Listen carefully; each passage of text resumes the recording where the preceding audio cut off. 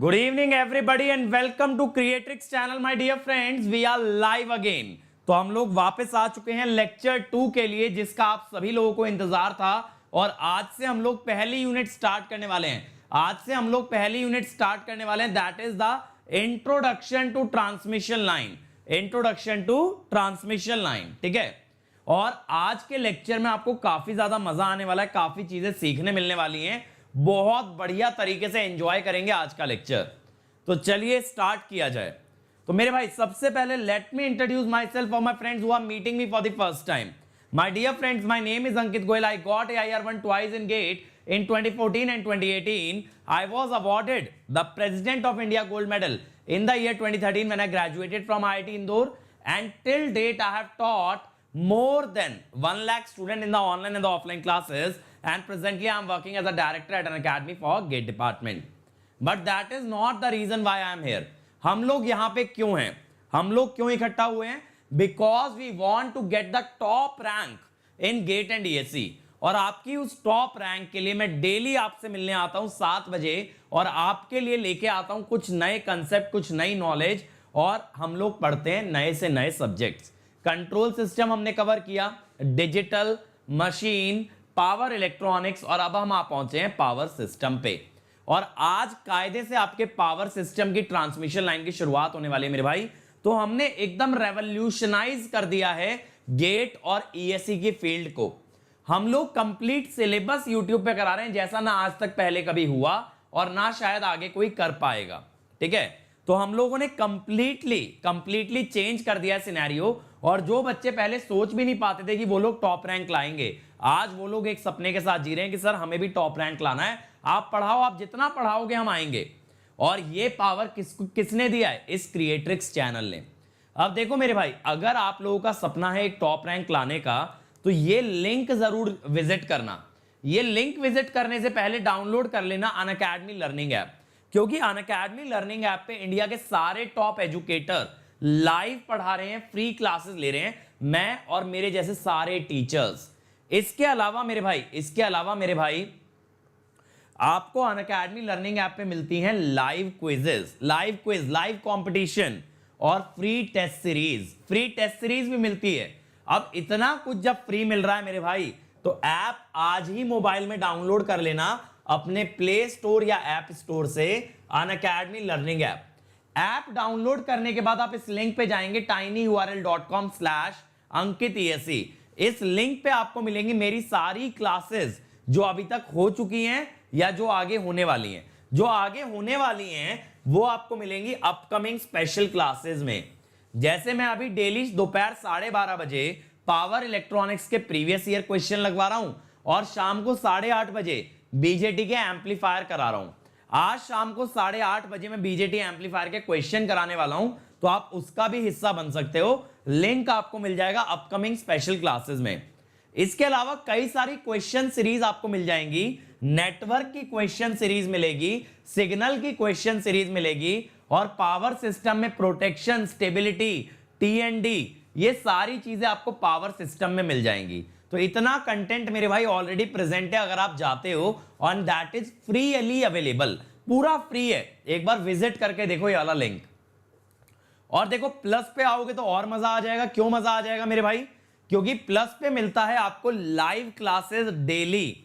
ठीक है, बैच की फॉर्म में प्रॉपर बैचेस मिलते हैं, डेली प्रैक्टिस पेपर मिलता है होमवर्क के लिए। ठीक है, वीकली टेस्ट होता है जिससे आपकी परफॉर्मेंस जज हो। इसके अलावा टेस्ट सीरीज मिलती है, प्रीवियस ईयर क्वेश्चन मिलते हैं, प्रैक्टिस क्वेश्चन मिलते हैं, और क्या मिलता है? इतनी सब चीजों के साथ और क्या मिलता है? Crash course. और अभी तो हम लोग मैराथन कोर्स भी प्लान कर रहे हैं, और इस मंडे से डाउट सॉल्विंग बैच भी स्टार्ट कर रहे हैं। तो प्लस पे अगर कोई बच्चा है और उसको कोई भी डाउट है, तो सारे टॉप एजुकेटर उसके डाउट क्लियर करेंगे। ऐसा सिर्फ एक जगह हो सकता है, अनअकैडमी प्लस। और मेरे भाई बहुत जल्द इसका प्राइस बढ़ने वाला है। ठीक है, बहुत जल्द इसका प्राइस बढ़ने वाला है, तो अगर लेने का सोच रहे हो तो अभी ले लो, आगे चल के पछताओगे।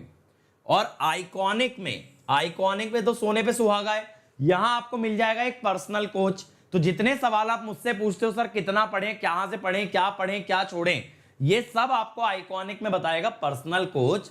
और आपके टेस्ट सीरीज के सब्जेक्ट्स देख के, एनालिसिस देख के आपको यह भी बताएगा कि कहां आप लैग कर रहे हो और कहां आप स्ट्रांग हो। इसके अलावा study material extra, study planner extra और एक्सपर्ट गाइडलाइंस, ये सारी चीजें आपको मिलेंगी आइकॉनिक सब्सक्रिप्शन में। और गजब की बात यह है, यूट्यूब के लिए कल से हम स्टार्ट कर रहे हैं crash course. Every Saturday Sunday 8-8 घंटे आपकी क्लास लगेगी क्रैश कोर्स की, और कल से मैं स्टार्ट कर रहा हूं मशीन का क्रैश कोर्स। तो देखो मेरे साथ जुड़ोगे, यहां पावर सिस्टम चल रहा है, स्पेशल क्लास में करा रहा हूं मैं पावर इलेक्ट्रॉनिक्स के क्वेश्चन, और कल से यूट्यूब पे करा रहा हूं मशीन। सारे कोर सब्जेक्ट बहुत तगड़ी तरीके से तैयार हो जाएंगे। बस एक बार यह है कि आपको कमिटेड वे में मेरे साथ लगे रहना पड़ेगा। चलो फिर शुरू किया जाए। तो आज का टॉपिक है मेरे भाई हमारा ट्रांसमिशन लाइन। ट्रांसमिशन लाइन आप लोग अपने चारों तरफ हमेशा देखते होंगे, जो आपके टावर्स पे लगी होती हैं, always transmission lines are present. तो ये जो वायर्स आपको दिख रही है ना टावर्स के बीच में, ये जो मेरे भाई वायर्स आपको दिख रही हैं, दीज आर ट्रांसमिशन लाइन। और आपको ये तो आप लोगों ने सुना ही होगा बचपन से कि भैया इन्हें टावर कहते हैं, तो दीज आर टावर्स।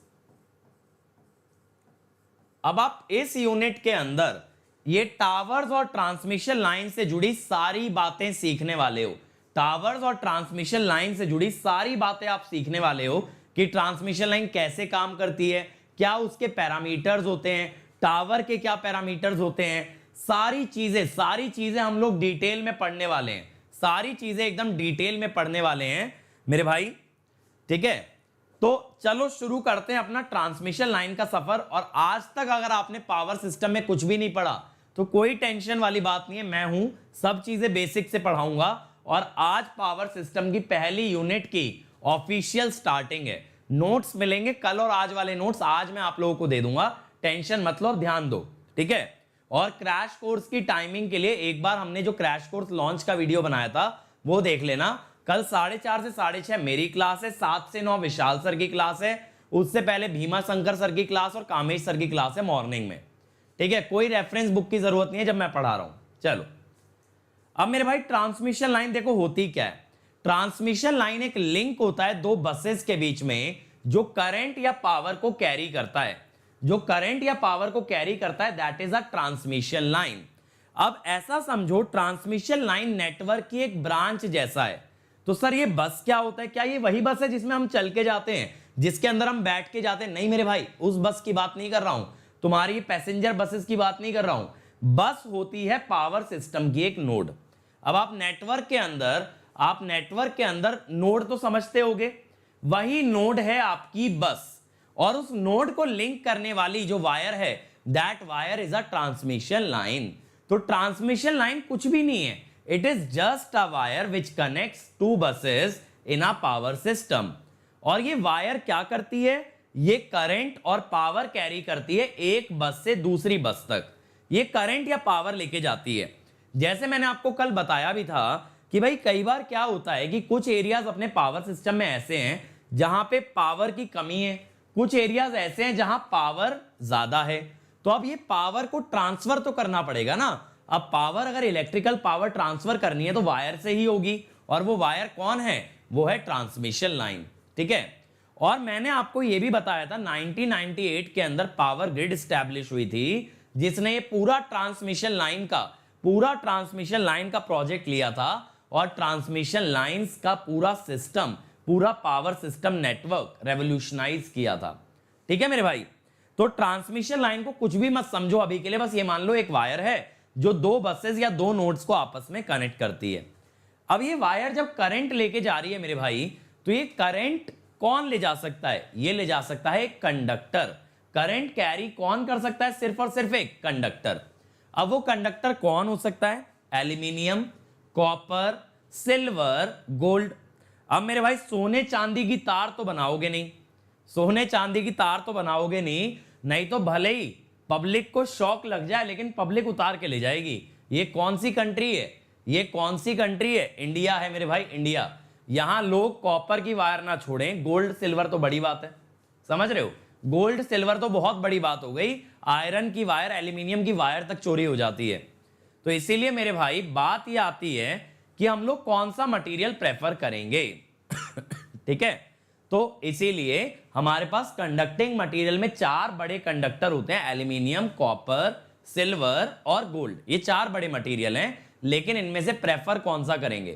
तो अब आप लोग मुझे ये बताओ, जैसे ये अपना जूजू सोच रहा है कौन सा मटेरियल प्रेफर करें मेरे भाई, बिल्कुल कंफ्यूजन में पड़ गया ये लड़का।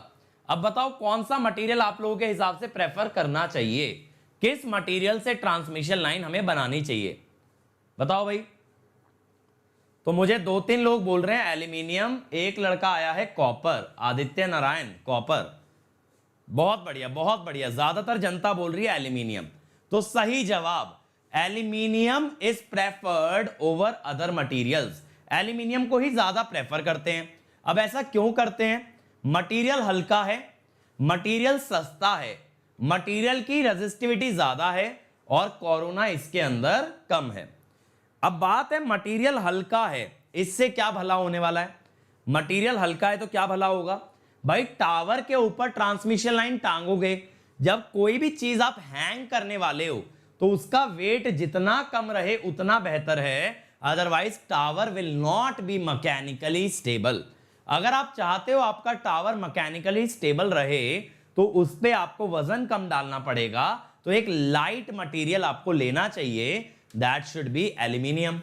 अब भाई ट्रांसमिशन लाइन की लेंथ होती है 100 किलोमीटर, 200 किलोमीटर, 500 किलोमीटर। इतनी लंबी लाइन अगर बनाओगे, अगर इतनी लंबी आप लाइन बनाओगे तो मेरे भाई मटेरियल सस्ता होना चाहिए, मटेरियल शुड बी चीप, क्योंकि कॉपर, गोल्ड या सिल्वर से अगर इतनी लंबी लाइन बना दी तो उसकी कॉस्ट बहुत हाई आ जाएगी।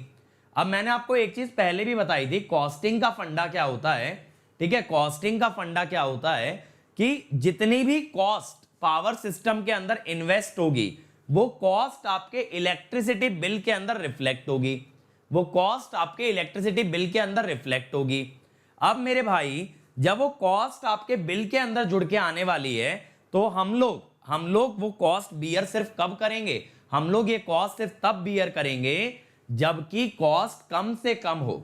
इसीलिए पावर सिस्टम वालों को भी क्या करना पड़ता है? They have to minimise the cost, they have to minimise the cost.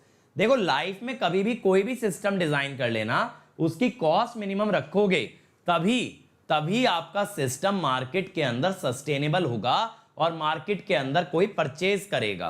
तो कॉस्ट तो आपको मिनिमम रखनी है, ठीक है?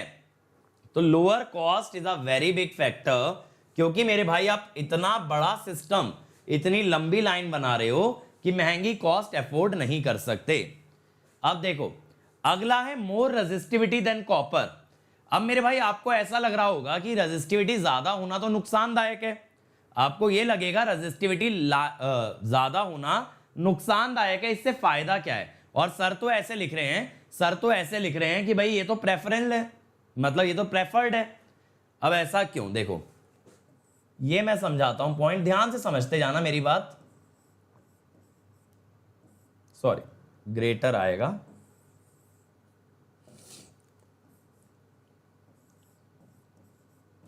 ठीक है?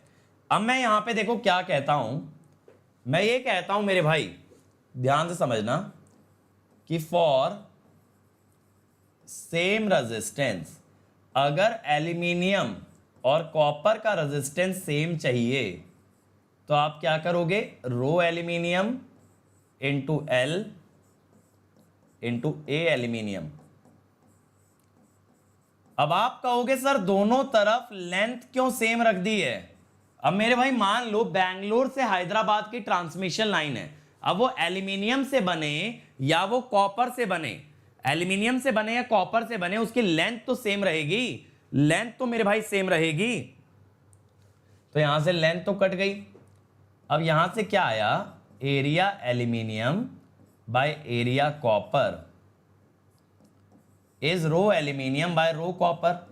लेकिन अभी आपने बोला एल्यूमिनियम का रेजिस्टिविटी ज्यादा है, तो ये 1 से ज्यादा आ गया, 1 से ज्यादा आ गया मेरे भाई। तो एल्यूमिनियम का एरिया कॉपर के एरिया से ज्यादा आ गया, एल्यूमिनियम का एरिया कॉपर के एरिया से मेरे भाई ज्यादा आ गया। ये बात क्लियर हुई? अगर मैं सेम रेजिस्टेंस रखूं तो उसके लिए मुझे एल्यूमिनियम का एरिया ज्यादा यूज करना पड़ेगा एज कंपेयर टू कॉपर। अगर मैं सेम रखूं, बट मैं सेम क्यों रखूं? ताकि लॉसेस ज्यादा ना हो जाएं, यानी रेजिस्टिविटी बढ़ने से लॉसेस ना बढ़े, उसके लिए मैंने क्या मान लिया? सेम रेजिस्टेंस मान लिया। सेम रेजिस्टेंस में क्या मालूम चला? कि एरिया ज्यादा आएगा, कि एरिया मेरे भाई ज्यादा आएगा। अब चलो इतनी बात समझ आ गई। एरिया ज्यादा आएगा तो आप ये भी तो कह सकते हो रेडियस ज्यादा आएगा। आप ऐसा भी कह सकते हो that radius will be more. ठीक है, 1 सेकेंड का मुझे टाइम देना।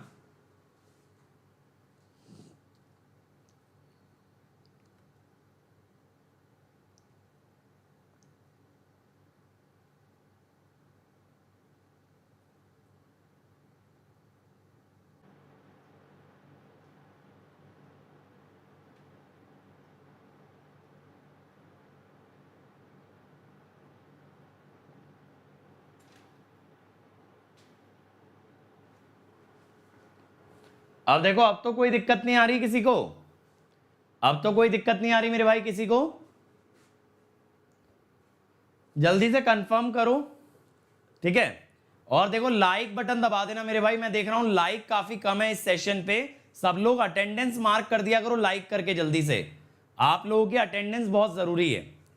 अब देखो रेडियस यहां पे ज्यादा आ गया। अब मैं यहां क्या कहता हूं कि electric field due to line charge कितनी होती है? ये आपको ईएमटी से सबको पता होगा मेरे भाई, ρl by 2 pi epsilon naught r. ये होती है, ρl होता है लाइन चार्ज डेंसिटी।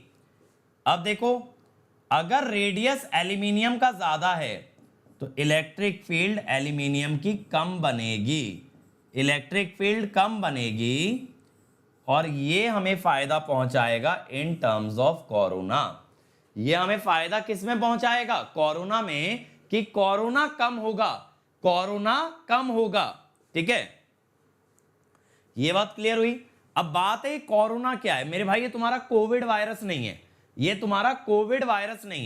ये क्या होता है? कोरोना एक ऐसा फिनोमिना होता है जहां अगर कोई वायर, जैसे मान लो ये वायर है, अगर ये करंट लेके जा रही है मेरे भाई, यहां से दिख रहा है ना सबको? हाँ, ये दिख रहा होगा। अगर ये करंट लेके जा रही है वायर, तो ये अपने चारों तरफ इलेक्ट्रिक फील्ड बनाती है। अब इसके चारों तरफ जो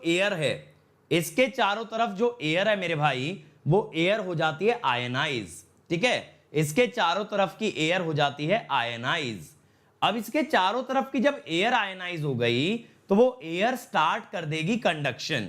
क्योंकि कंडक्शन के लिए क्या चाहिए मेरे भाई आपको?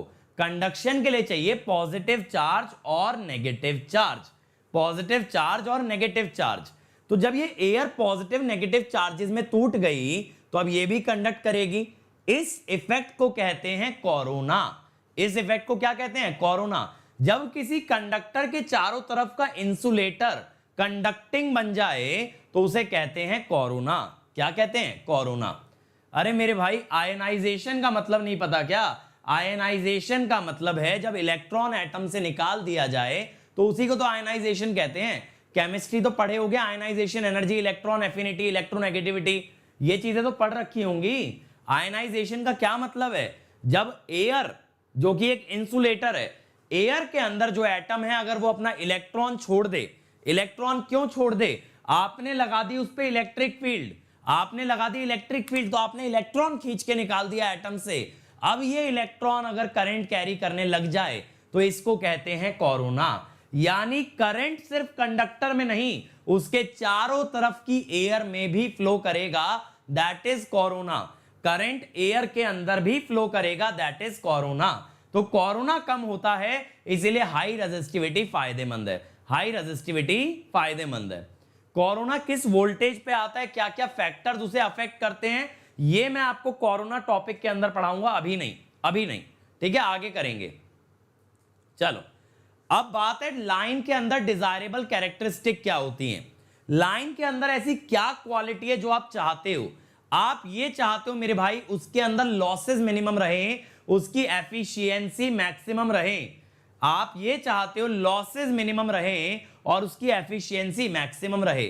क्यों चाहते हो भैया? जनरेटर ने 100 मेगावाट पावर जनरेट कर दी, अगर ये लाइन में खपत हो गई तो लोड को क्या मिलेगा? लोड को कुछ भी नहीं मिलेगा। तो मैं ये चाहता हूं अगर जनरेटर 100 मेगावाट पावर दिया है तो इसका मैक्सिमम पार्ट मेरे लोड तक पहुंचना चाहिए। ऐसे सोचो, जैसे मैं बताऊं, मेरी मदर का अकाउंट एसबीआई बैंक में है, मेरी मदर का अकाउंट एसबीआई बैंक में, मेरा आईसीआईसीआई में है। तो एसबीआई बैंक क्या करता है ना, हर ऑनलाइन ट्रांजैक्शन पे 10 रुपए काट लेता है, 10 रुपए। अब कल को एसबीआई वाले बोले 1000 रुपए में से 500 रुपया हम लेंगे, तो क्या हम ट्रांजैक्शन करेंगे? करेंगे ही नहीं मेरे भाई, इतना तो नुकसान हो गया, 1000 में से 500 रुपए चले गए। तो ये जो 10 रुपए का कट एसबीआई ले रहा है, आप ऐसे ही सोचो ये ट्रांसमिशन लाइन लॉस ले रहा है, ठीक है। अगर 100 मेगावाट पावर जा रही है और इसमें से 1 मेगावाट लाइन ने रख ली, लाइन के अंदर खपत हो गई, तो वो क्या हो गया? लॉस। 99 पहुंची आगे। मैं चाहता हूं आगे ज्यादा से ज्यादा पहुंचे, लाइन में कम से कम कंजम्पशन हो। तो पहला पॉइंट है low power loss and high efficiency. दूसरा क्या है? लोड की डिमांड क्या थी कल? लोड ने क्या मांगा था? लोड ने बोला था मुझे रेटेड वोल्टेज दो, मुझे रेटेड फ्रीक्वेंसी दो, मैं खुश हूं। मुझे रेटेड वोल्टेज और फ्रीक्वेंसी चाहिए, मैं संतुष्ट हूं। तो लोड ने मांगी थी रेटेड वोल्टेज। लेकिन ऐसा तो नहीं चलेगा ना मेरे भाई, लाइन भी तो कुछ वोल्टेज लेगी, लाइन भी तो कुछ वोल्टेज रख लेगी मेरे भाई। अब लाइन जो वोल्टेज ले रही है दैट शुड बी मिनिमम, ताकि लोड तक मैक्सिमम वोल्टेज पहुंचे। यानी जनरेटर से जनरेट की हुई ज्यादातर वोल्टेज कहां तक जानी चाहिए? लोड तक। लाइन के अंदर ड्रॉप कम से कम आना चाहिए।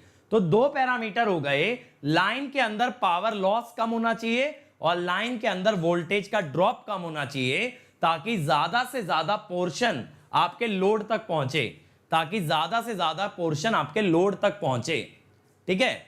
और मेरे भाई देखो, एक चीज जान लो, जो भी टॉपिक कोरोना के बारे में आपका डाउट है, कोरोना का डाउट मैं आपका कोरोना चैप्टर में लूंगा, अभी नहीं लूंगा। कोरोना पूरी तरीके से डिटेल में एक्सप्लेन करूंगा, तब मैं कलर भी बताऊंगा, साउंड भी बताऊंगा, वोल्टेज भी बताऊंगा, रेनफॉल, स्नो, डस्ट, सारी चीजें कवर करूंगा। लेकिन अभी नहीं, सबर करो, सीक्वेंस वाइज चलो। अभी वायर की बात कर रहे हैं, ठीक है। चलो, अब बात यह आती है ट्रांसमिशन लाइन की क्या क्या रेटिंग होती है। तो देखो बंधु, 3 रेटिंग होती हैं, voltage rating, current rating, MVA rating, ठीक है। हर चीज डिटेल में पढ़ाऊंगा, बस सुनते चलो। अब वोल्टेज रेटिंग क्या होती है? वोल्टेज रेटिंग मेरे भाई ये होती है RMS line to line voltage, RMS line to line voltage of transmission line, इसको कहते हैं वोल्टेज रेटिंग। और ये बंधु प्रोपोर्शनल होती है किसके? This is proportional to insulation. किसके प्रोपोर्शनल होती है? इंसुलेशन के। क्यों होती है ये अभी समझाऊंगा, क्यों होती है ये अभी समझाऊंगा मेरे भाई। अब इंसुलेशन के प्रोपोर्शनल क्यों होती है, थोड़ा सा बेसिक बताता हूं। वोल्टेज बढ़ने से बढ़ती है इलेक्ट्रिक फील्ड, जिससे आता है डाइलेक्ट्रिक ब्रेकडाउन। अभी समझाऊंगा डाइलेक्ट्रिक ब्रेकडाउन क्या होता है, थोड़ा सब्र रखना, ठीक है। डाइलेक्ट्रिक ब्रेकडाउन बढ़िया से समझाऊंगा, डिटेल में एकदम। तो मेरे भाई क्या होता है, अगर हाई वोल्टेज लगाओगे तो हाई इलेक्ट्रिक फील्ड आएगी। अब आप कहोगे हाई इलेक्ट्रिक फील्ड क्यों आएगी? क्योंकि बंधु इलेक्ट्रिक वोल्टेज क्या होती है? E dot DL. वोल्टेज क्या होती है? E dot DL. तो वोल्टेज हाई है तो इलेक्ट्रिक फील्ड भी हाई होगी, और हाई इलेक्ट्रिक फील्ड पे आता है डाइलेक्ट्रिक ब्रेकडाउन। इसीलिए वोल्टेज रेटिंग को किस पे डिपेंड कराया जाता है? इंसुलेशन पे। इंसुलेशन पे। ये इंसुलेशन कहां होती है? ये इंसुलेशन कहां होती है ये भी समझा देता हूं। देखो, ये है इंसुलेशन, ये है आपका मेरे बंधु इंसुलेशन। ये आपने देखा होगा ना, टायर से लगे रहते हैं टावर और लाइन के बीच, ये है इंसुलेशन। देखो, ये हो गया, ये हो गया, ये सब इंसुलेशन है, ये सब का सब क्या है? इंसुलेशन है, ठीक है। तो इंसुलेशन के ऊपर डिपेंड करती है इस लाइन की वोल्टेज। यानी अगर आप लाइन की वोल्टेज बढ़ाते हो तो ये इंसुलेशन भी आपको बढ़ाना पड़ेगा, ये इंसुलेशन भी आपको बढ़ाना पड़ेगा, ठीक है। तो voltage rating is proportional to insulation. अब बात आ गई करंट रेटिंग की। करंट रेटिंग क्या होती है? RMS line current, RMS line current carried by transmission line, carried by transmission line. अब ये किसके प्रोपोर्शनल होती है? ये होती है proportional to cross section area of conductor. अब आप ये भी जानते हो कि देखो आपके घरों में जो एसी की वायर होती है वो मोटी होती है और लो पावर डिवाइसेस की जो वायर होती है वो पतली होती है। कभी देखा होगा कपड़े आयरन करने वाली जो आयरन आती है, प्रेस आती है, उसका वायर काफी मोटा होता है। और वहीं आप अपने मोबाइल का चार्जर देख लो, लैपटॉप का चार्जर देख लो, उसकी वायर पतली होती है। तो जब ज्यादा करंट कोई डिवाइस कंज्यूम करती है तो उसका क्रॉस सेक्शन एरिया भी ज्यादा होता है, और जो डिवाइस कम करंट कंज्यूम करती है तो उसके अंदर वायर भी कम रखी जाती है। अब ये एमवीए रेटिंग क्या होगी? ये एमवीए रेटिंग आएगी सिंपली √3 VL/IL। यानी एमवीए रेटिंग किस पे डिपेंड करती है? वोल्टेज रेटिंग और करंट रेटिंग। अब आप कहोगे sir current rating cross section area के प्रोपोर्शनल है, ऐसा चलो आपने प्रैक्टिकली तो दिखा दिया, कंसेप्चुअली इसका रीजन क्या होगा? कंसेप्चुअली इसका रीजन क्या होगा? तो मैं आपको बताता हूं, देखो क्या होगा कि एज करंट इंक्रीजेस तो जो लॉस होगा मेरे भाई I²R ये भी बढ़ेगा। लेकिन आप कभी नहीं चाहते लॉस बढ़े, आप ये चाहते हो ज्यादा से ज्यादा पावर लोड तक पहुंचे, आप चाहते हो ज्यादा से ज्यादा पावर लोड तक पहुंचे। तो अगर आपको लॉस को रखना है कांस्टेंट, अगर आपको लॉस को रखना है कांस्टेंट तो R मस्ट रिड्यूस। तो R को कम करना पड़ेगा, R को कम करना पड़ेगा। और R को कम कैसे करोगे? By increasing cross section area, by increasing cross section area, ठीक है। ये बात क्लियर हो गई। क्रॉस सेक्शन एरिया देख करके आपको इसका क्रॉस सेक्शन एरिया बढ़ाना पड़ेगा, तभी आपका लॉस कांस्टेंट रह पाएगा। अब देखो कुछ बच्चों के इतने फर्जी डाउट होते हैं, कभी जैसे अभी एक लड़का पूछ रहा है कि सर लाइन को देख के कैसे बताएं कितनी वोल्टेज की है? मेरे भाई मेरे ये माइक को देख के बताओ, इसमें करंट, ये मेरे रिमोट में करंट नीचे से ऊपर जा रहा है, ऊपर से नीचे जा रहा है, दाएं या बाएं? जरा बताना देख के, जल्दी से बता दो देख के, कहां जा रहा है, कहां जा रहा है current? Left, right, up, down, किधर? एक लड़का मेरे से पूछता सर ट्रांसमिशन लाइन देख के ये कैसे पता लगेगा करंट किधर जा रहा है? सिर्फ देखने से मुझे बताना है करंट किधर जा रहा है। तो मेरे भाई उसके अंदर इलेक्ट्रॉन बन के घुस जाओ, जिधर तुम गए उधर से उल्टा करंट जाएगा, ठीक है। तो ये फालतू सवाल मत पूछा करो। वायर देख के वायर की रेटिंग अगर बता दी तो मेरे भाई तुम इंसान नहीं, तुम भगवान हो, ठीक है। चलो अब आते हैं डाइलेक्ट्रिक ब्रेकडाउन पे। जो आप लोगों के दिमाग में क्वेश्चन आया होगा सर डाइलेक्ट्रिक ब्रेकडाउन क्या होता है? देखो जब हाई इलेक्ट्रिक फील्ड लगाते हैं और कोई भी इंसुलेटर एक कंडक्टर बन जाए, कोई भी इंसुलेटर अगर एक कंडक्टर बन जाए तो इसे हम कहते हैं डाई इलेक्ट्रिक ब्रेकडाउन। इसे हम कहते हैं मेरे भाई डाई इलेक्ट्रिक ब्रेकडाउन, ठीक है। तो क्या होता है इसके अंदर, जो भी इंसुलेटर है, इंसुलेटर को डाइलेक्ट्रिक भी कहते हैं, इंसुलेटर को डाइलेक्ट्रिक भी कहते हैं। और डाइलेक्ट्रिक ब्रेकडाउन इंसुलेटर के अंदर आता है at high electric field, at high electric field. अब देखो मैंने यहां पे दिखाया भी है डाइलेक्ट्रिक ब्रेकडाउन क्या है।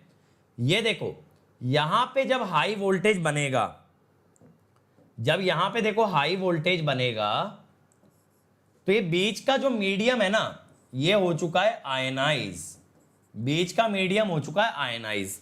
और बीच में अगर इसको फ्री चार्ज कैरियर मिल गए, फ्री चार्ज कैरियर माने जो एटम से आजाद है, जो एटम से रिहा है, जो एटम के अंदर बंधा हुआ नहीं है, ऐसा चार्ज अगर मिल गया तो वो फ्लो करने लगेगा दोनों के बीच में। और क्या फ्लो करा देगा? करंट। और क्या फ्लो करा देगा मेरे भाई? करंट। इसे कहते हैं डाइलेक्ट्रिक ब्रेकडाउन। अब बात यह आती है डाइलेक्ट्रिक ब्रेकडाउन आएगा क्यों? डाइलेक्ट्रिक ब्रेकडाउन आएगा क्यों? देखो एक हाइड्रोजन एटम का एग्जांपल लेता हूं। ये एक हाइड्रोजन एटम है। आराम से बैठा है, न्यूक्लियस बीच में है, इलेक्ट्रॉन चारों तरफ घूम रहा है। अब क्या होगा, आपने कोई इलेक्ट्रिक फील्ड नहीं लगा रखा, लेकिन अगर आप इलेक्ट्रिक फील्ड लगाते हो तो पॉजिटिव चार्ज पे फोर्स लगेगा इलेक्ट्रिक फील्ड की ओर और नेगेटिव चार्ज पे लगेगा लेफ्ट।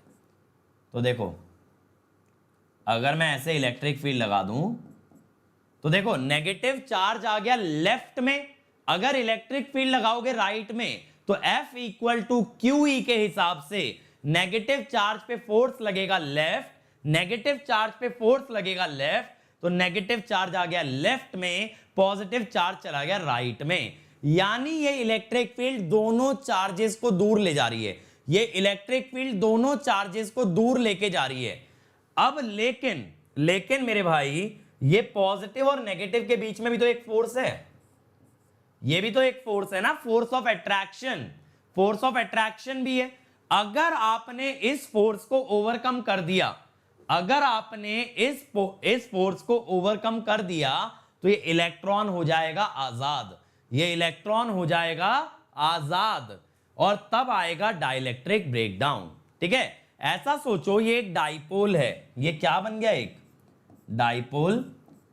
अगर आपकी इलेक्ट्रिक फील्ड इनके अट्रैक्टिव फोर्स से ज्यादा फोर्स लगा दे तो ये दोनों चार्ज सेपरेट हो जाते हैं और ये करंट कंडक्ट करवाने लगते हैं, ये करंट कंडक्ट करवाने लगते हैं, और इस फिनोमेना को कहते हैं डाइलेक्ट्रिक ब्रेकडाउन, इस फिनोमेना को कहते हैं डाइलेक्ट्रिक ब्रेकडाउन। अब कितनी इलेक्ट्रिक फील्ड पे ये डाइलेक्ट्रिक ब्रेकडाउन आएगा, कितनी इलेक्ट्रिक फील्ड पे डाइलेक्ट्रिक ब्रेकडाउन आएगा, उसे कहते हैं डाइलेक्ट्रिक स्ट्रेंथ। तो डाइलेक्ट्रिक स्ट्रेंथ क्या है, एक डाइलेक्ट्रिक की ताकत है कि वो कितनी इलेक्ट्रिक फील्ड झेल सकता है, इससे ज्यादा इलेक्ट्रिक फील्ड आने पे वो ब्रेकडाउन हो जाएगा, that is called as the dielectric breakdown and dielectric strength. तो ये ध्यान रखना, डाइलेक्ट्रिक स्ट्रेंथ कभी भी, डाइलेक्ट्रिक स्ट्रेंथ कभी भी वोल्टेज नहीं होती है, वो क्या होती है, वो हमेशा इलेक्ट्रिक फील्ड होती है। बहुत सारे स्टूडेंट्स इसके अंदर गलती करते हैं, वो समझ बैठते हैं कि dielectric strength is the voltage rating. नहीं मेरे भाई, dielectric strength is the maximum electric field that can be tolerated by a material। ठीक है, by a material। तो मैंने यही लिखा था, maximum electric field that a material can tolerate is called at its dielectric strength। इसको dielectric strength के नाम से जाना गया है। इतनी बात क्लियर हुई? ठीक है, और नहीं क्लियर हुई तो लेक्चर पीछे करके दोबारा सुन लो। डाइलेक्ट्रिक मटेरियल के एग्जाम्पल भैया, एयर की डाइलेक्ट्रिक स्ट्रेंथ होती है 21.2 किलोवोल्ट RMS पर सेंटीमीटर। ठीक है, और ले लो माइका इज एन इंसुलेटर, और भी बहुत सारे, मशीन में भी बताया था, Japan varnish, China clay, impregnated paper, बहुत सारे इंसुलेटर हैं। ठीक है, बहुत सारे इंसुलेटर हैं। रबर, अभी जो मैं चप्पल पहना हूं वो रबर की चप्पल है, तो वो भी एक इंसुलेटर है। इसीलिए कहते हैं ना, जब भी कभी किसी कंडक्टिंग पार्ट को टच करें तो हमेशा पैरों में एक इंसुलेटर रखें, that is a dielectric material. Insulator को ही डाइलेक्ट्रिक कहते हैं, बट डाइलेक्ट्रिक क्यों कहते हैं, because of dipole. Insulator dielectric कब कहलाता है, जब उसके अंदर होता है मेरे भाई डाइपोल, यानी एक पॉजिटिव और एक नेगेटिव चार्ज जो कि कुछ दूरी पे रखे हैं और वो एक ही एटम का हिस्सा हैं। ठीक है, अगर एक पॉजिटिव और नेगेटिव चार्ज कुछ डिस्टेंस पे रखे हों और एक साथ जुड़े हों तो that is called as a dipole. तो अगर इंसुलेटर के अंदर डाइपोल बनता है तो it is called as a dielectric.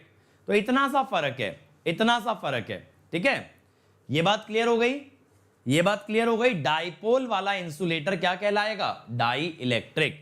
Die electric माने दो तरह के इलेक्ट्रिक चार्ज उसके अंदर है, एक पॉजिटिव और एक नेगेटिव, एक पॉजिटिव और एक नेगेटिव। अब बात है डाइलेक्ट्रिक।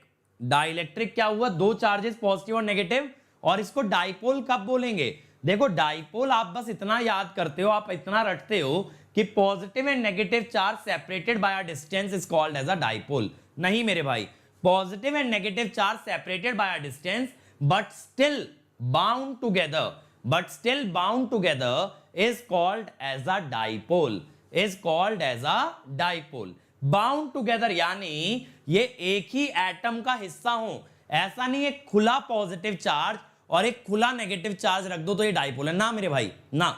ऐसा क्यों नहीं? क्योंकि ये अलग अलग दिशा में चले जाएंगे, ये खुले घूमेंगे नहीं, ये दोनों एक साथ बंधे हैं, ये दोनों एक साथ बंधे हैं तो जाएंगे तो एक साथ जाएंगे, इधर जाएंगे तो भी एक साथ जाएंगे, तब ये एक डाइपोल है, तब ये एक डाइपोल है। अगर ये अलग अलग दिशा में भाग गए तो ये डाइपोल नहीं है, ये साथ में बंधे होने चाहिए, साथ में बंधे हो। जैसे देखो मैग्नेट होता है, मैग्नेट में नॉर्थ पोल भी होता है, साउथ पोल भी होता है, बट वो एक ही मैग्नेट के अंदर है, जाएगा तो पूरा मैग्नेट जाएगा या तो कोई भी नहीं जाएगा। अगर ये नॉर्थ अलग चला गया, ये साउथ अलग चला गया तो मेरे भाई फिर ये डाइपोल नहीं बना, ये डाइपोल नहीं बना। तो बाउंड टुगेदर ये वर्ड हमेशा याद रखना। अगर अनपढ़ गवार वाली डेफिनेशन नहीं देनी है कभी भी लाइफ के अंदर, तो एक किताबी डेफिनेशन से आगे निकलो और ये भी बोलो they are separated by distance but bound together, bound together. जल्दी से सभी लोग एक बार लिख दो कमेंट के अंदर, चैट के अंदर, डाइपोल की डेफिनेशन क्या है, कितना समझ आया, जल्दी से लिख दो। अब क्वेश्चन ये है क्या ये डाइपोल है? No, this is not a dipole. क्यों नहीं है? क्यों नहीं है मेरे भाई? क्योंकि पॉजिटिव चार्ज भी सेंटर पे है, नेगेटिव का सेंटर भी सेंटर पे है, यहां कोई डिस्टेंस ही नहीं है, यहां कोई डिस्टेंस ही नहीं है। डाइपोल के लिए कुछ ना कुछ डिस्टेंस होना अनिवार्य है, क्योंकि डाइपोल मोमेंट होती है Q इंटू डी। अगर डिस्टेंस नहीं होगा यानी दोनों एक ही पॉइंट पे सेंटर्ड हैं तो ये डाइपोल नहीं बनेगा। डाइपोल के लिए नेगेटिव चार्ज या इलेक्ट्रॉन का सेंटर और होल कह रहा हूं, न्यूक्लियस अलग अलग पोजीशन पे हो। अगर न्यूक्लियस यहां है, इलेक्ट्रॉन का सेंटर यहां है तो ये डाइपोल है। अगर दोनों सेंटर पे आ गए तो it is not a dipole, it is not a dipole. ठीक है, तो ये डाइपोल नहीं है, इलेक्ट्रिक फील्ड लगा के हमने डाइपोल बनाया। और कोरोना के पीछे का ये पूरा फिनोमिना यही है। Corona is nothing but a phenomena due to dielectric breakdown. ठीक है, चलो बहुत बढ़िया, सबको डेफिनेशन समझ आ गई है, डाइलेक्ट्रिक ब्रेकडाउन समझ आ गया है। अब आते हैं देखो लीकेज करंट पे। क्या होता है, ये जो आपने बताया मैंने, डिस्क लगी होती है, टायर लगे होते हैं, ये सब इंसुलेटर है। लेकिन मेरे भाई कोई भी इंसुलेटर कभी परफेक्ट नहीं होता। No insulator is ever perfect. जब कोई भी इंसुलेटर परफेक्ट नहीं होता तो कुछ ना कुछ करंट लाइन से जाता है टावर में। आप कहोगे सर दिक्कत क्या है? दिक्कत मेरे बंधु ये है, ये लाइन जब मैंने बनाई थी तो ये लाइन मैंने ऐसे करंट ले जाने के लिए बनाई थी, ना कि टावर में। क्योंकि जो भी करंट टावर में गया वो वापस कहां चला जाएगा? ग्राउंड में चला जाएगा। कहां निकल जाएगा ये? ग्राउंड में। भाई ऐसा सोचो ना, ट्रांसमिशन लाइन इसलिए लगी थी कि जनरेटर से आपके घर तक करंट लाए, और बीच में वो करंट अगर ग्राउंड में चला गया तो वो करंट आप तक तो आया नहीं, आपका तो हो गया घाटा, आपका तो हो गया घाटा। इसीलिए हम लोग बात करते हैं लीकेज करंट की। लीकेज करंट अनडिजायरेबल है, लीकेज करंट अनडिजायरेबल है, ये लीकेज कम से कम रहना चाहिए। लेकिन मेरे भाई मेरी भी मजबूरी है कि इंसुलेटर कभी परफेक्ट नहीं हो सकता, इंसुलेटर कभी परफेक्ट हो ही नहीं सकता, यानी इसका रेजिस्टेंस इनफाइनाइट नहीं हो सकता, इसका रेजिस्टेंस फाइनाइट ही होगा। तो कुछ ना कुछ करंट तो ये भेज के रहेगा, आप कितना भी रोक लो कुछ ना कुछ करंट ये भेजेगा, और that current is called as leakage current. अच्छा अब देखो एक पॉइंट समझना सबसे पहले कि भाई transmission line is always treated as star connection। अच्छा मुझे ये बताओ, विजुअलाइजेशन में मजा आ रहा है ना मेरे भाई, कि plain white board teaching better है? अब बताना, आज के लेक्चर में बताओ, मैं आपको लिख करके भी समझा रहा हूं और कुछ चीजें मैं आपको विजुअलाइज भी करा रहा हूं। ये मेथड बेटर है या व्हाइट बोर्ड पे हर डायग्राम ड्रॉ कर करके हौले पढ़ते रहो, एक छोटे से टॉपिक में 8-8 10-10 घंटा लगा दो? तो इसको हमेशा स्टार कनेक्शन की तरह ट्रीट किया जाता है। ऐसा इसलिए, ऐसा मत सोचना लाइन स्टार में होती है, ऐसा इसलिए मान लो लोड जैसे मान लो स्टार है। अब ये मत कहना सर प्योरली रेजिस्टिव लोड क्यों ले लिया, एग्जांपल है। अब देखो ये दिख रहा है ना, ये सीरीज आ गया, ट्रांसमिशन लाइन और लोड सीरीज आ गया। तो अगर लोड स्टार होता है तो ट्रांसमिशन लाइन उसके सीरीज में आ जाती है, इसीलिए ट्रांसमिशन लाइन को भी किस तरह से ट्रीट किया जाता है? As star connection, as star connection. तो मैं क्या बोल रहा हूं? If load is star, if load is star, transmission line is in series with load, transmission line is in series with load, तो इसीलिए therefore transmission line is considered as star। ये reason आपको कहीं नहीं मिलेगा, ट्रांसमिशन लाइन को directly star की तरह यूज कर देंगे। ठीक है, ये बात क्लियर है? लोड अगर डेल्टा में होगा गधो, तो इसके सीरीज में चली जाएगी क्या लाइन? दिमाग लगाओ, लोड अगर डेल्टा में होगा तो क्या लाइन लोड के सीरीज में कहलाएगी? हो ही नहीं सकता। करके देख लो बंधु, थोड़ा सा दिमाग लगाया करो। अब बताना कौन सी लाइन किसके सीरीज में है? किसी के भी सीरीज में नहीं आया कुछ भी, तो इसीलिए इसको आप नहीं कह सकते लाइन इज इन डेल्टा। मैंने कहा इफ, इस पे ध्यान देना, इफ अगर लोड डेल्टा स्टार में हुआ तभी लाइन उसके सीरीज में आएगी, अगर लोड स्टार में हुआ तभी लाइन उसके सीरीज में आएगी, इसीलिए लाइन को भी क्या मान के चलते हैं? स्टार। तो मैंने आपको रीजन बताया लाइन को स्टार क्यों माना जाता है, यानी लाइन के अंदर ऐसा रिलेशन हमेशा चलेगा कि VPH equal to VL by √3 and IPH equal to IL। ये रिलेशन हमेशा चलाना है, इतना दिमाग के अंदर बिठा लो। न्यूमेरिकल में ये आपको हर जगह लगा मिलेगा। मैं बस आपको इसका रीजन समझा रहा हूं, मैं सिर्फ आपको इसका रीजन समझा रहा हूं कि लाइन को स्टार क्यों मानते हैं। इसका लोड से कोई वास्ता नहीं है। मैंने बताया अगर लोड स्टार में होता तो लाइन भी इसके सीरीज में आ जाती। तो लाइन को कैसे ट्रीट किया गया? Just as a star connection, just as a star connection. अरे मेरे भाई, तुम लोगों को कैसे समझाया जाए, तुम एकदम ही गधे हो।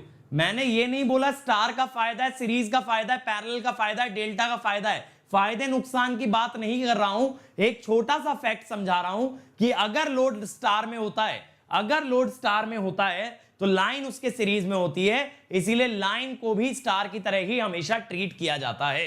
इसीलिए लाइन को भी हमेशा स्टार की तरह ट्रीट किया जाता है। मैं फायदे नुकसान की बात नहीं कर रहा हूं मेरे भाई, समझ रहे हो? फायदे नुकसान की बात नहीं कर रहा हूं। अब देखो, voltage between line and ground और लाइन के बीच का वोल्टेज कितना होता है? ये होता है VPH। लाइन और लाइन के बीच का तो VL है, लाइन का बीच तो VL है, और लाइन और ग्राउंड के बीच में होगा VPH। तो ये लीकेज करंट कितना होगा? लीकेज करंट देखो इंसुलेटर और टावर से होके जा रहा है, तो मैं कहता हूं VPH by R insulator plus R tower. लेकिन भैया टावर तो मेटल का बनता है, इंसुलेटर का रेजिस्टेंस इसीलिए ज्यादा होगा, तो VPH by R insulator. Always insulator का रेजिस्टेंस टावर से ज्यादा होगा, टावर से ज्यादा होगा, तो VPH बाय R इंसुलेटर। तो इसीलिए क्या होता है, मैं यहां लिख देता हूं आपके लिए कि भाई to keep I leakage constant, अगर आप चाहते हो लीकेज करंट ना बढ़े तो जैसे जैसे वोल्टेज बढ़े आर इंसुलेटर भी बढ़े। बात समझे? मैंने आपको पहले भी बताया voltage is proportional to insulation. उसके दो प्रूफ दिए, एक डाइलेक्ट्रिक ब्रेकडाउन के अंदर और दूसरा प्रूफ दिया लीकेज करंट के हिसाब से। आप नहीं चाहते लीकेज करंट कभी भी बढ़े, आप नहीं चाहते लीकेज करंट कभी भी बढ़े, इसीलिए जैसे जैसे वोल्टेज बढ़ेगी लाइन की आपको इंसुलेशन बढ़ाना पड़ेगा, इसके बिना काम नहीं चलेगा। You always have to increase the insulation, increase the insulation. बात क्लियर हो गई? अब बात आती है मशीन्स और ट्रांसमिशन लाइन। मशीन की वायर और ट्रांसमिशन लाइन के बीच में क्या फर्क है?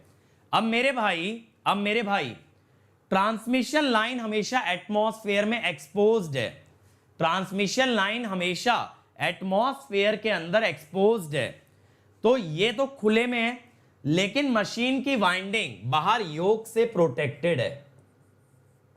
ठीक है, तो हम क्या बोल रहे हैं, machine winding is protected by yoke, is protected by yoke, लेकिन transmission line is exposed to atmosphere. इसीलिए सबसे ज्यादा ना फॉल्ट भी ट्रांसमिशन लाइन के अंदर ही आते हैं, क्योंकि ये एक्सपोज्ड होती है, क्योंकि ये एक्सपोज्ड होती है, तो it is exposed to atmosphere. अब ये एटमॉस्फेयर में अगर एक्सपोज्ड है तो इसके अंदर फॉल्ट आएंगे, तो इसमें क्या होता है, इसी वजह से transmission line has over voltages. Over voltage माने कभी कभी इसके अंदर इसकी रेटिंग से ज्यादा वोल्टेज आ जाती है, इसकी रेटिंग से ज्यादा वोल्टेज आ जाती है। अब रेटिंग से ज्यादा वोल्टेज आ गई तो खतरा हो गया इंसुलेशन को, क्योंकि जैसा मैंने आपको बताया कि इंसुलेशन पे अगर हाई वोल्टेज लगाओगे, हाई इलेक्ट्रिक फील्ड बनेगा, जिससे आ सकता है डाइलेक्ट्रिक ब्रेकडाउन।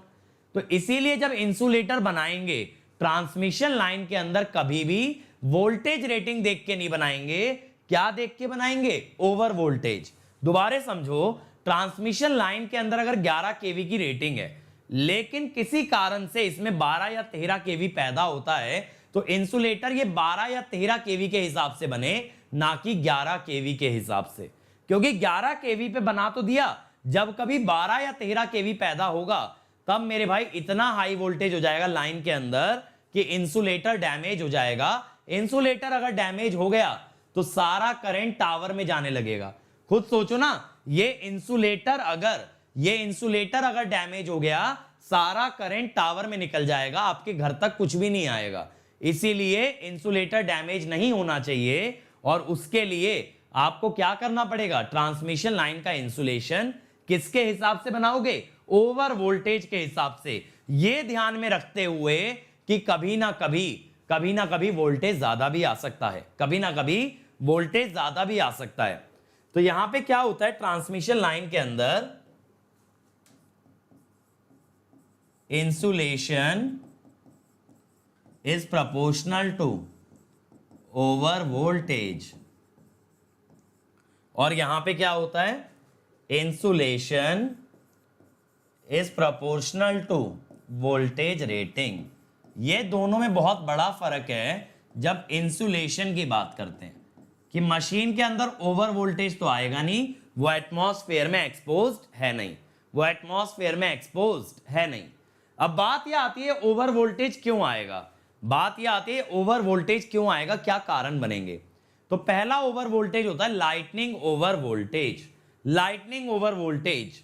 अब लाइटनिंग ओवर वोल्टेज क्या होता है, जब कभी देखो ये लाइटनिंग ट्रांसमिशन लाइन पे टकराती है, लाइटनिंग कुछ भी नहीं होता, ये चार्ज ट्रेवल करता है बादलों से लाइन तक, ये चार्ज ट्रेवल करता है बादलों से लाइन तक, तो इसको कहते हैं लाइटनिंग, इसको कहते हैं लाइटनिंग। तो ये जो चार्ज लाइन के ऊपर डिपॉजिट हो जाएगा, मान लो ये लाइन के ऊपर ऐसा करके आपका नेगेटिव चार्ज आ गया, खूब सारा नेगेटिव चार्ज आ गया, तो मेरे भाई लाइन के अंदर एक हाई वोल्टेज बन जाएगी, कैसे, V equal to Q by C. तो लाइटनिंग क्या करती है, लाइन के ऊपर चार्ज डिपॉजिट कर देती है, और उस चार्ज के कारण जो वोल्टेज बनती है that is called as the lightning over voltage. ठीक है, तो ये बात क्लियर हुई। मैंने बोला lightning causes charge to be induced on the line which causes high voltage on the line, high voltage on the line. अब दिमाग में ये भी क्वेश्चन आना चाहिए मेरे भाई, लाइटनिंग बनती क्यों है, कोई मुझे बताएगा लाइटनिंग बनती क्यों है। चैट के अंदर मुझे एक बार बताओ आपको क्या लगता है लाइटनिंग बनती क्यों है, और जो बच्चे इस वीडियो को रिकॉर्डेड देखें वो कमेंट में जरूर लिख के जाएं आपको क्या लगता है लाइटनिंग क्यों बनती है, व्हाई डज लाइटनिंग ऑकर, ये बिजली क्यों कड़कती है। तो देखो मैं आपको इसमें बताता हूं क्या होता है, ध्यान से सुनना, एक ही बार बताऊंगा। जो बारिश की बूंदें होती हैं, जो बादल के अंदर मॉइस्चर होता है, वो छोटी छोटी आइस के पार्टिकल में कन्वर्ट हो जाता है, वो छोटे छोटे आइस पार्टिकल्स में कन्वर्ट हो जाता है। अब जब ये आइस पार्टिकल आपस में रब होते हैं ऐसे, तो इन पे क्या आ जाता है, चार्ज। इस पे क्या आ जाता है, चार्ज।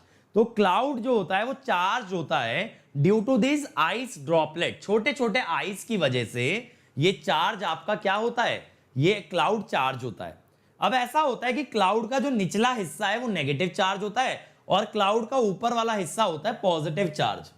देखो, क्लाउड का ऊपर वाला हिस्सा होता है पॉजिटिव चार्ज और नीचे वाला हिस्सा होता है नेगेटिव चार्ज। अब जब ये दो क्लाउड मेरे भाई आपस में टकराएंगे, जब ये दो क्लाउड आपस में टकराएंगे तो इनके बीच में चार्ज ट्रांसफर होगा। अगर इनके बीच में चार्ज फ्लो करेगा, that charge flow is called as lightning. उस चार्ज फ्लो को क्या कहते हैं, लाइटनिंग। अगर ये चार्ज लेकिन बादल से ग्राउंड तक आया तो एक लाइटनिंग ग्राउंड तक आ गई, वरना ज्यादातर आप देखो जो बिजली कड़कती है, जो लाइटनिंग होती है वो बादलों में ही होती है, वो नीचे नहीं आती। नीचे वाला जो फिनोमिना है वो बहुत रेयर है, नीचे आने वाला फिनोमिना बहुत रेयर है। ज्यादातर ये बादलों के बीच में ही चार्ज एक्सचेंज होता है, लेकिन अगर ग्राउंड और क्लाउड के बीच में होने लग गया तो ये लाइटनिंग नीचे भी आ सकती है, जैसा मैंने इस फिगर के अंदर दिखाया है। इस फिगर में हमें दिख रहा है कि लाइटनिंग नीचे आ रही है, लेकिन ज्यादातर ये क्लाउड्स के बीच में रहती है। अब देखो, बादल में जब लाइटनिंग होती है तो आवाज क्यों आती है? आपने ये देखा है कभी भी कि पहले बिजली चमकती है उसके बाद आवाज होती है? ये तो सबने देखा होगा। ऐसा इसलिए होता है, जब ये चार्ज ट्रांसफर होता है ना, जब ये चार्ज ट्रांसफर होता है तो ये एयर के अंदर एक होल कर देता है, ये हवा के अंदर एक पॉकेट क्रिएट कर देता है। अब जब ये चार्ज ट्रांसफर हो गया तो हवा वापस से उस पॉकेट को भरती है, जिससे पैदा होती है साउंड, जिससे पैदा होती है साउंड।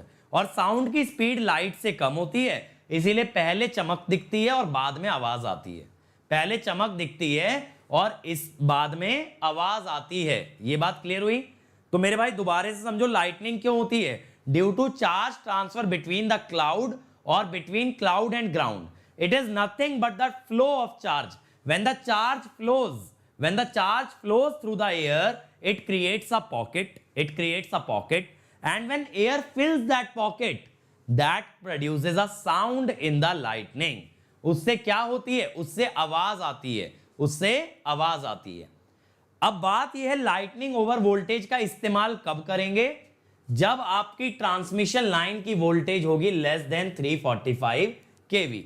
जब लाइन की वोल्टेज 345 केवी से कम होगी तब इंसुलेशन डिसाइड होगा लाइटनिंग ओवर वोल्टेज से। ठीक है, बिलो 345 केवी, यानी अगर ट्रांसमिशन लाइन 11 केवी, 33 केवी, 66 केवी की है तो insulation is proportional to lightning over voltage. अब ये मत बोलना ओवी क्या है, ओवी है ओवर वोल्टेज। ठीक है, अब इससे बचने के लिए क्या करते हैं? देखो, इससे बचने के लिए क्या करते हैं, ये टावर के ऊपर ना, ये टावर के ऊपर टॉप पे ये ग्राउंड वायर्स जारी होती हैं, ये ग्राउंड वायर। और खासियत ये होती है यहां पे कोई इंसुलेशन नहीं होता, यहां पे कोई इंसुलेशन नहीं होता। अब आप देखो, ये तो जानते हो ना, लाइटनिंग हमेशा हाईएस्ट कंडक्टर पे टकराती है, लाइटनिंग हमेशा हाईएस्ट कंडक्टर पे टकराती है। हम ये जानते हैं, lightning always strikes highest conductor. ठीक है, हाईएस्ट कंडक्टर पे टकराएगी। अब मैं आपको बताता हूं आगे होगा क्या। अब पहले तो ये बात कर लेते हैं, हाईएस्ट कंडक्टर पे क्यों टकराएगी। हाईएस्ट कंडक्टर पे क्यों टकराएगी? क्योंकि मेरे भाई देखो, कंडक्टर देता है लो रेजिस्टेंस पाथ। अब लाइटनिंग आसमान से चली, अब जहां उसे लो रेजिस्टेंस पाथ पता चला, जहां उसे लो रेजिस्टेंस पाथ मिल गया, वो ज्यादातर उस रास्ते से डेविएट हो जाएगी। जैसे ही उसे लो रेजिस्टेंस पाथ मिल गया, यानी सबसे ऊंचे वाले पॉइंट पे अगर कंडक्टर मिल गया तो वहीं कंडक्टर के अंदर बन जाएगी। अब देखो, जैसे बिजली आई, ऐसे आई, अब इसने करंट प्रोड्यूस किया ऐसे, अब ये करंट गया टावर में और टावर से चला गया अर्थ में। तो मेरी जो थ्री फेज कंडक्टर थे, मेरे जो थ्री फेज कंडक्टर थे वो बच गए, ठीक है, मेरे जो थ्री फेज कंडक्टर थे वो बच गए, और इसीलिए हमने ऊपर क्या लगाया है, ओवरहेड ग्राउंड वायर, जिसको कहते हैं शील्ड वायर, ठीक है। तो overhead ground wire, overhead ground wire और शील्ड वायर, और shield wire is highest conductor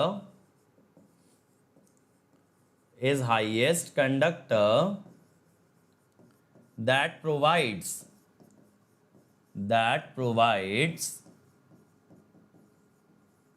low resistance path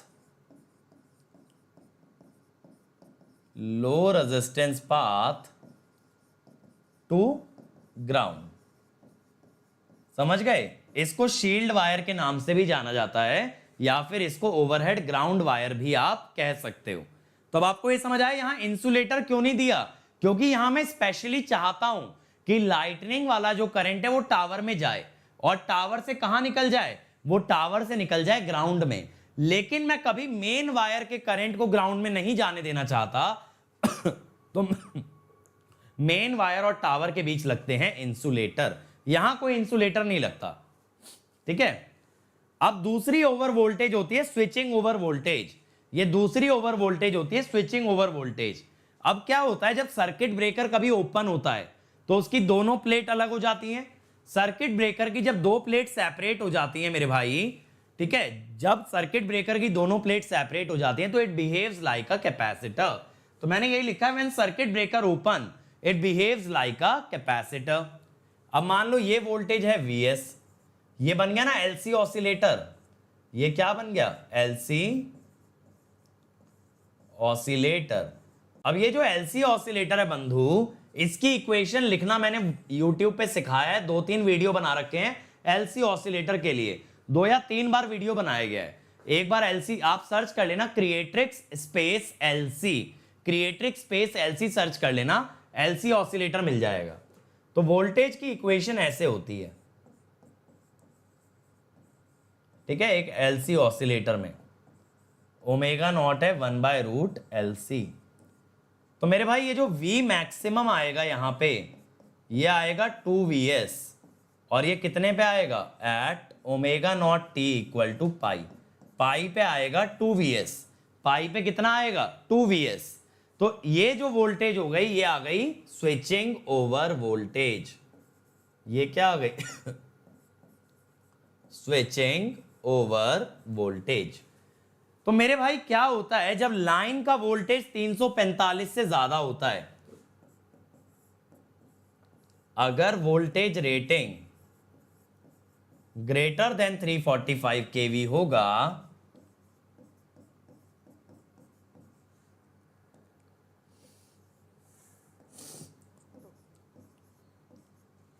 तो insulation is proportional to switching over voltage, is proportional to switching over voltage, ठीक है। तो ये स्विचिंग ओवर वोल्टेज के प्रोपोर्शनल आता है, बिल्कुल रीस्ट्राइकिंग वोल्टेज होता है, बट वो सर्किट ब्रेकर में पढ़ाऊंगा कि रीस्ट्राइकिंग वोल्टेज क्या होता है, रीस्ट्राइकिंग वोल्टेज क्या होता है। मयंक पूछ रहे हैं भाई, अगर वायर शील्ड वायर पतली होती है तो रेजिस्टेंस हाई हो गया, हाई रेजिस्टेंस से क्यों पास होगा, क्या मेरे भाई हवा से भी ज्यादा रेजिस्टेंस हो गया, क्या एक वायर का रेजिस्टेंस हवा से भी ज्यादा हो गया? अगर तुम्हारा आंसर हाँ है तो मेरे भाई तुम लेजेंड हो, और इस बारे में मैं आगे कुछ भी नहीं कह सकता, ठीक है। 345 kV एक एक्सपेरिमेंटल डेटा, एक लिमिट है जो आपको बस याद रखनी है कि बिलो 345 kV कौन सी वोल्टेज का यूज होगा, लाइटनिंग का, और अबव 345 kV किसका यूज होगा, स्विचिंग ओवर वोल्टेज का। इस पे काफी बार ईएस के अंदर सवाल पूछ लिया जाता है कि insulation in a transmission line is decided on the basis of, तो ज्यादातर आंसर होता है स्विचिंग ओवर वोल्टेज किन लाइंस के लिए, जहां 345 kV से ज्यादा की रेटिंग आ जाए, ठीक है। तो देखो ये तो बात हो गई ट्रांसमिशन लाइन के बेसिक्स की, जो मुझे आज आपको समझाना था। अब इसके आगे का डिस्कशन हम लोग मंडे कंटिन्यू करेंगे सेम टाइम स्लॉट में।